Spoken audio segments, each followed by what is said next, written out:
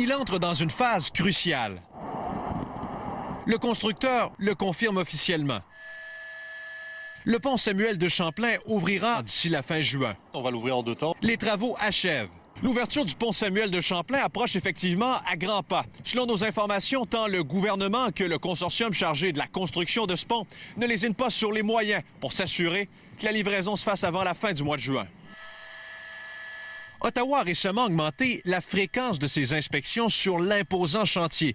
Quant au consortium, il compte présentement sur une dizaine d'équipes qui effectuent les réparations nécessaires pour corriger les non-conformités.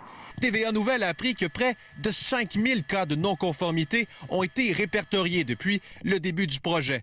Plus de 1000 doivent toujours être réglés, dont une centaine qualifiées de majeures. Bonjour, M. Champagne. Ça va, vous n'êtes pas rentré? Nous accrochons vendredi après-midi à Montréal le ministre fédéral de l'Infrastructure qui participe à un important événement d'affaires. Au niveau des soudures, au niveau, par exemple, du type d'acier. Donc ça suit le cours normal des choses. Moi, je dirais aux gens qui nous regardent, c'est sûr, comme j'ai toujours dit, la santé et sécurité, c'est la première priorité. Du début du chantier du nouveau pont jusqu'à aujourd'hui, disons-le, ce n'est pas les problèmes qui ont manqué. Voici d'ailleurs un bref aperçu de ce qui s'est passé ces 4 dernières années.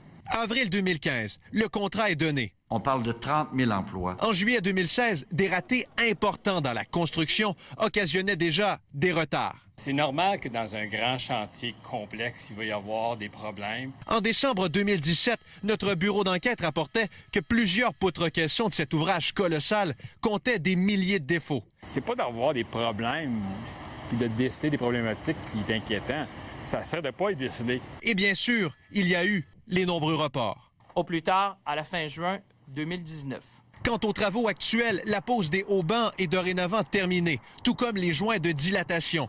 Les travailleurs se concentrent maintenant sur la membrane imperméable et le pavage se poursuit. Andy Saint-André, TVA Nouvelles,